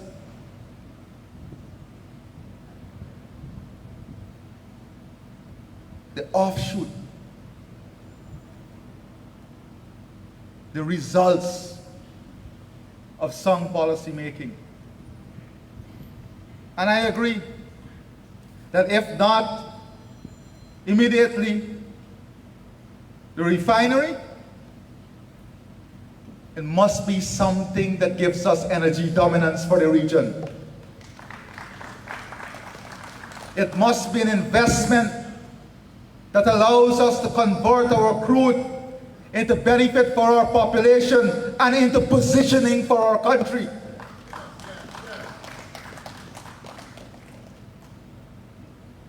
We can't have 1 million barrel crude and we don't have the positioning power within the region. You learn from the best. Positioning power helps you in trade negotiation. Positioning power helps you in trade negotiation. We can complain all our life about the unequal trade platform that exists within the region. It was all about positioning power. We're humble about it, but we're not shy about it. We must understand the moment of history that we are in. And we must utilize this moment of history to define what the future history of our country would be.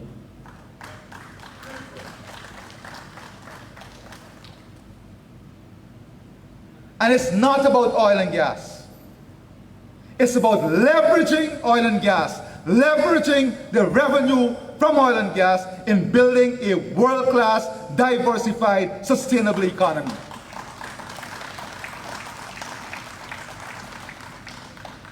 And you have some of these policymakers, well, I don't know, no, I'm using the term loosely, who would speak about, oh, how much of the fund are you using? And then bring Norway example immediately with that. I want to ask them to answer a question. Where did the first 10 years, 15 years, or 20 years of Norway natural resource revenue went? Where did it go? Answer that question. Where did the revenue go? It went in building a modern government. It went on building technology. It went on building a world-class labor force. It went on building a world-class healthcare sector, a world-class education, and it went on building a diversified economic platform. That is where it went. My friends, I don't intend to be long today.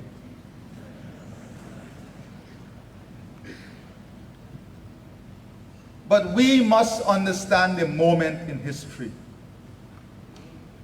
that we are in. When I went to the EU, you know, every single thing that we said we would do,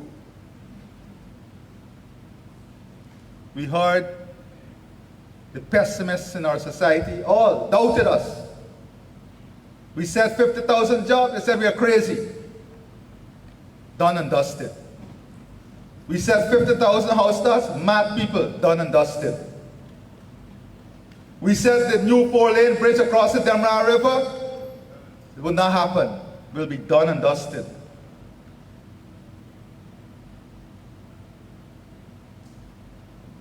Last year, the UN, I said that we are going to host in Guyana the first World Biodiversity Summit, and we're going to lead not only on environment and climate, but in biodiversity. And this year, you will see your country taking center stage in global leadership on biodiversity. Because we have to position ourselves, being the leader in environment, biodiversity, the leader in energy in the region, the leader on food security in the region.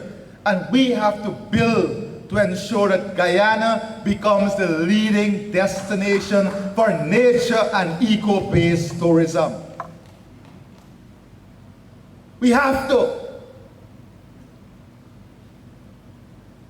We have to put our heads together. We have to make the investments. We have to build out the hinterland airstrips. We have to further incentivize the private sector in this direction. We have to reach out and bring the best partners in this business to our shores. If we want to win, we have to play with the best. We have to embrace the best. We have to partner with the best. We can't win seeking the second best. We have to win seeking the best. Who are the best in class for us?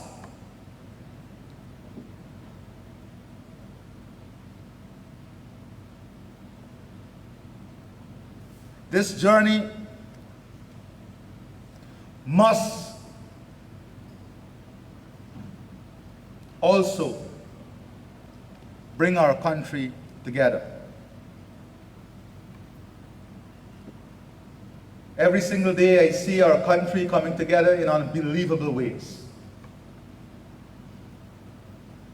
Let me tell the older generation something.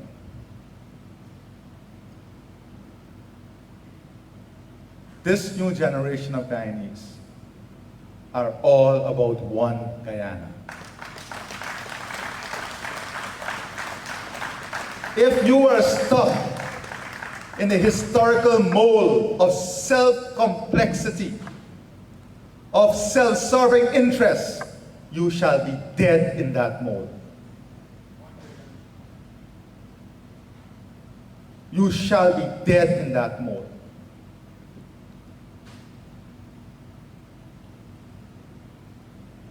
We are ready to embrace the challenges of the future, to apply and adopt the best technology, to build the most skilled labor force in this region, to build an economy that is ecologically, economically, and socially sustainable. And I want to remind debaters in Parliament that AI is a tool. Be careful. AI is a tool to help you. It is not a thinking platform. It is not a management platform. And it is not, definitely not a public policy making platform. It is but a tool. Stop generating AI speeches and regurgitate it.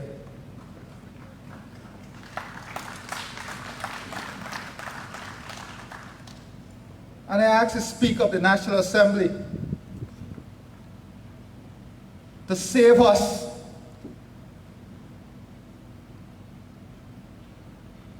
from those who use this tool as their thinking, as their policy-making platform, and as their management platform. AI is just but a tool. It does not negate the human power to think, to analyze, and to critically evaluate.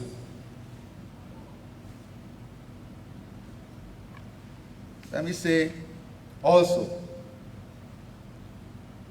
that the country that we are building must be one in which the availability of goods and services is there for every segment of the population. Not only must it be available, but it must be affordable. Not only must it be affordable, but it must be achieved through due process. We have to remove the human element of bias from public service and move to a more conscious system. The human biases in public service must be removed, and that must be supported and be an important pillar of good governance. When you talk about intergenerational equity and intragenerational equity, there's a difference. Because you can't achieve intergenerational equity without fulfilling intragenerational equity. Intergenerational equity is ensuring those who are part of the process now also benefit from the process, whilst you build for the next generation through intergeneration to benefit from greater prosperity from the process. And that is why we must do both at the same time. That is why we have to build first world healthcare, but invest in the improvement of the current healthcare also, so that there is inter and intra. And we have to practice public policy that is responsible.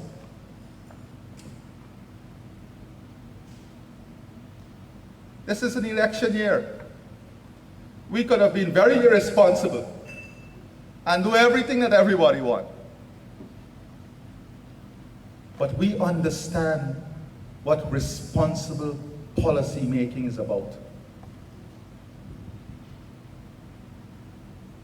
And the private sector too must adopt this level of responsibility. You know, if you look at this consortium here, I listened to Michelle and you know, she captured it all. They're using all these beautiful local dishes. I think they're managing their budget. Because that man bring all of us for $300 million investment, and here they're going to give me pulauri and bara and baigani. Knowing Eddie Boyer and Alfonso, that combination is deadly. So Michelle, yes, we're gonna arrange, we're gonna enjoy the local stuff, but I know you got good beef and prawns and so over here too, you know.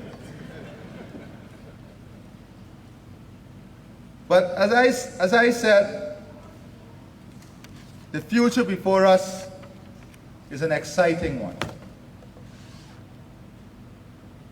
But it requires critical thinkers.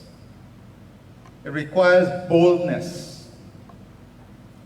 It requires adjustment in the cultural makeup of the way we do business.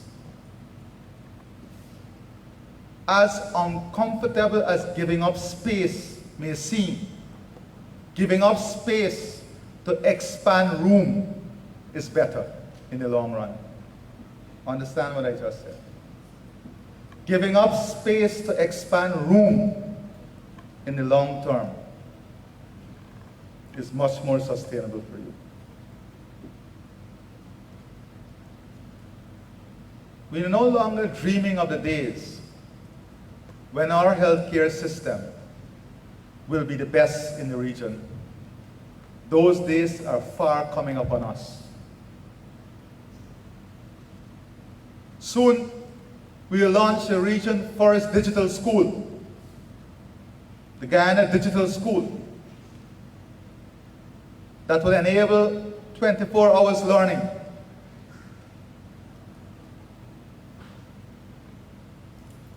That would enable children to have targeted learning. Those who are registered in that school, if you do mathematics, for example, in the digital school, the areas of your weaknesses will be identified. And through AI, a program will be developed specifically for your weakness and sent to you for extra lessons. We are applying tomorrow's technology today in our country.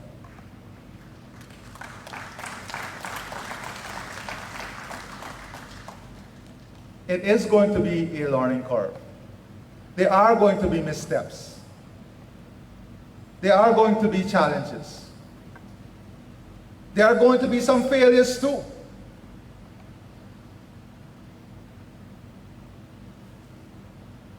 But what is failure in the pursuit of success? What is failure in the pursuit of success? It is not failure. It is not failure. Let us embrace the future. Embrace our country's journey. Embrace a country and a future that will be fulfilling for every generation of Guyanese ahead of us. I thank you and God bless you.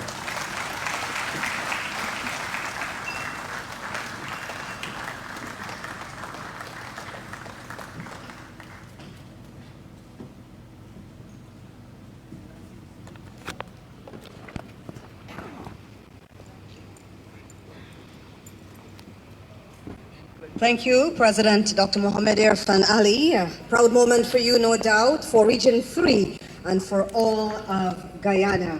And Your Excellency, we assure you the menu has 16 options and the beverage menu is as diverse as our beautiful nation. Ladies and gentlemen, we're almost at the end of the program. The evening is young and there's a lot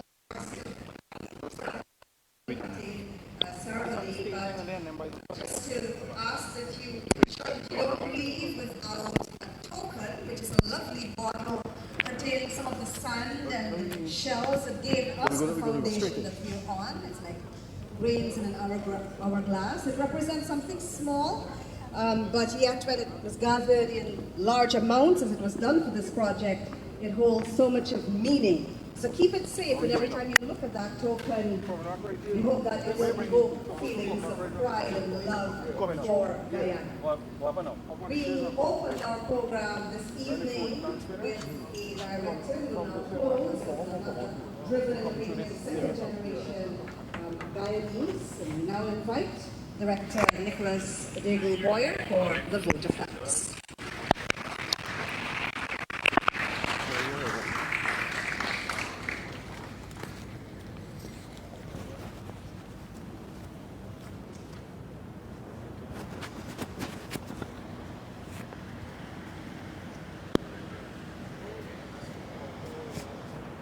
Good evening, everyone.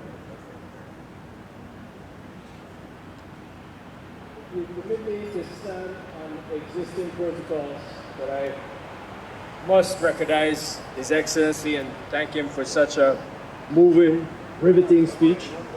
Yeah, I'm sorry we only got the short version. So I look forward to the long version of the campaign. I know. I must recognize, of course,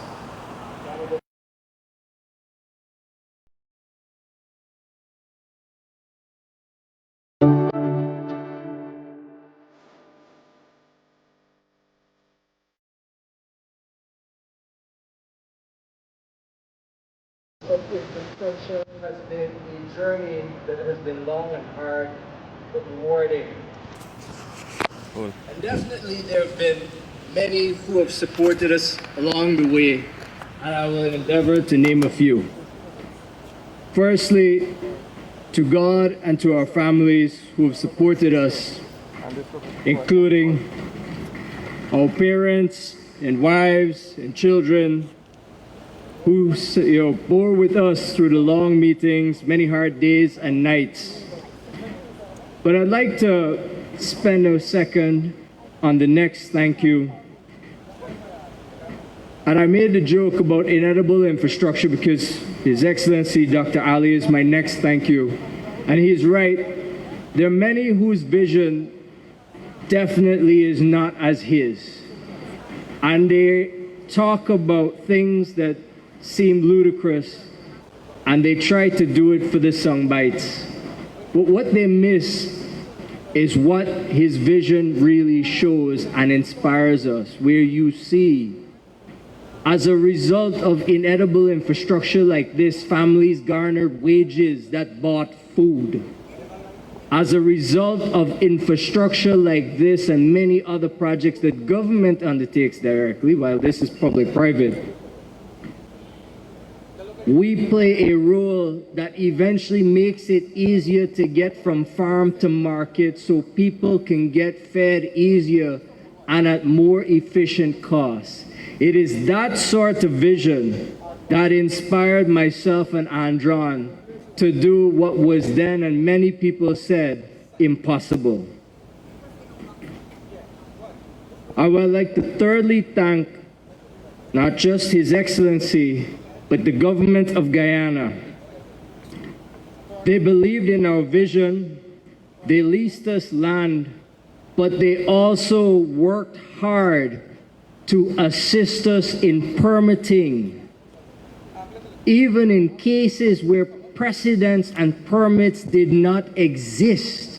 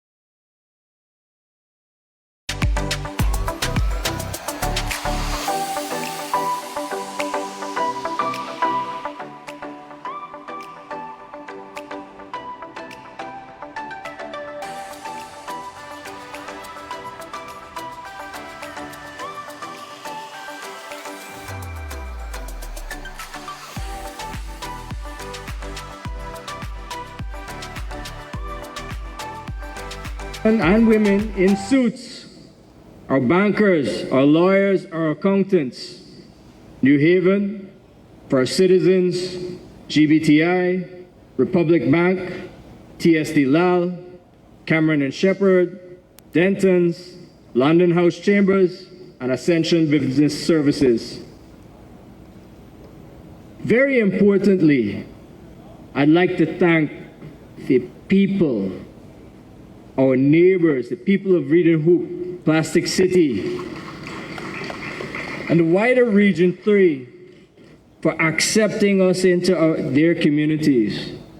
And John likes to tell a story when we were doing community engagement that there were a few rabble-rousers claiming to be journalists, and they came in to try and stir trouble and opposition to the project. But the members of the community pushed back and said, no, we're welcoming of this investment.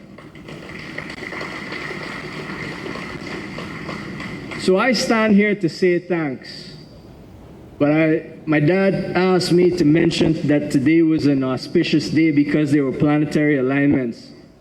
But the project, the culmination of today, was an alignment of all of these groups to deliver what you stand on today. And I hope, because we made very big promises when we went out to permit the port of Vreed-en-Hoop, not the Vreed-en-Hoop Shorebase, the port of Vreed-en-Hoop. I know that Andron, myself, Yandanol, are still constantly trying to widen that and build the port of Vreed-en-Hoop. We have not stopped. This is just the beginning. So thank you, Excellency. Thank you, the Honorable Vikram Bharat, for your speeches tonight. It is really moving to see how many of you have come out to partake with us in this opening ceremony. So let me not keep you any longer. We have some refreshments, we have some tours, and we have a little surprise later. So thank you again, and I look forward to celebrating the evening with yourselves. Good night.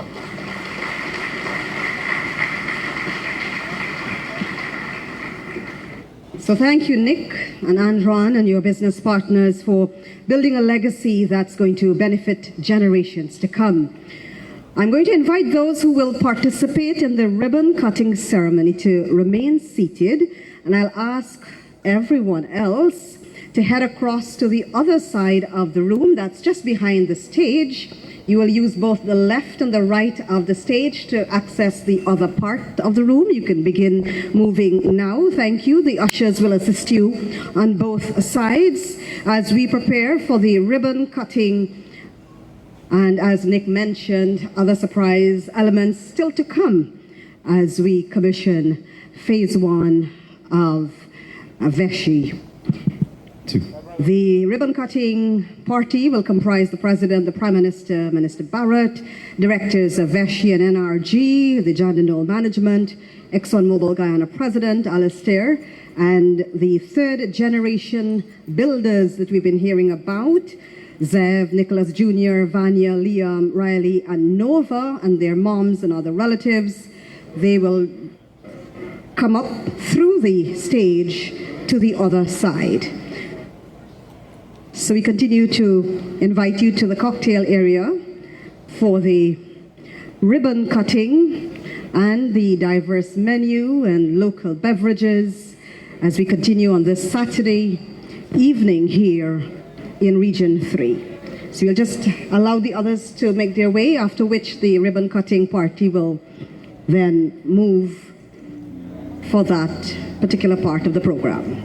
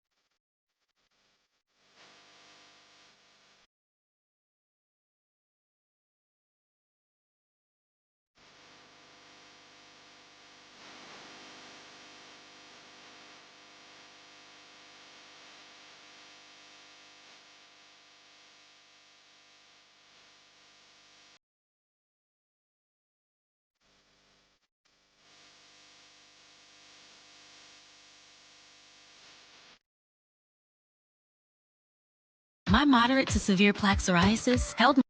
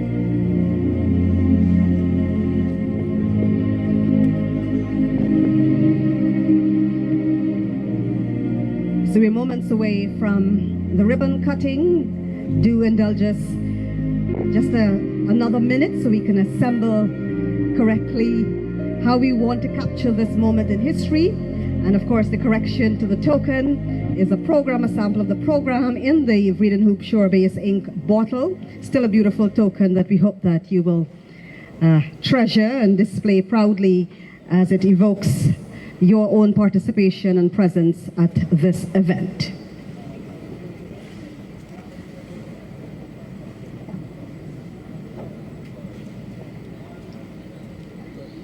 So His Excellency joins the ribbon cutting team on stage.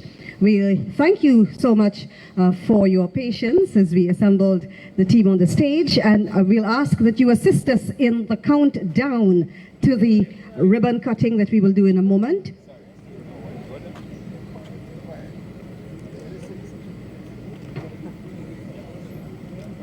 All right, people, we're going to count down from 10. Are you ready?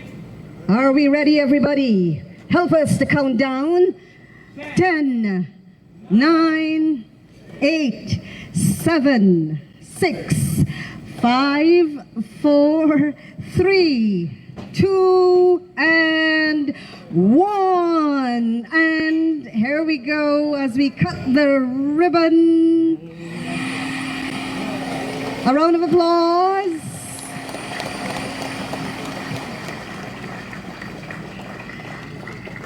The ribbon has been cut.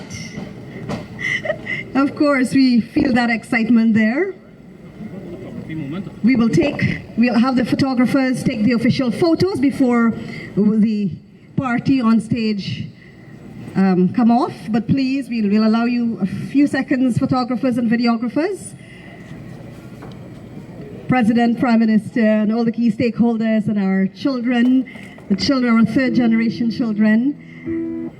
And Nick promised us a wow moment, and that is going to come up in just a moment. After which, you're all invited to partake in the modest refreshments and beverages that have been prepared by the team for your enjoyment.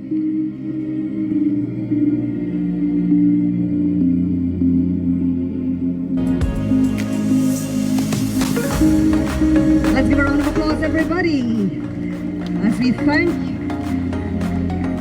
the families, President, Prime Minister, our ministers, and other key business partners.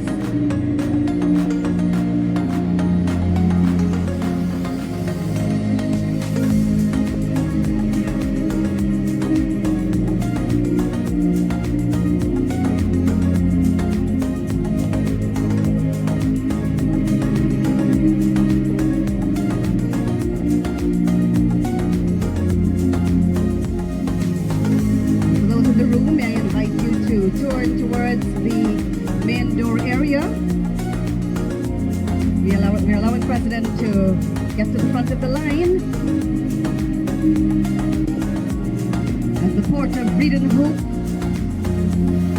Phase 1 has officially been inaugurated by His Excellency Dr. Mohammed El-Fanali, President of the Cooperative Republic of Guyana. And on a fitting occasion, the fireworks mark the conclusion of the program. Thank you for joining us, ladies and gentlemen. Let us enjoy the evening with the team here at the port of Vreed-en-Hoop Phase 1.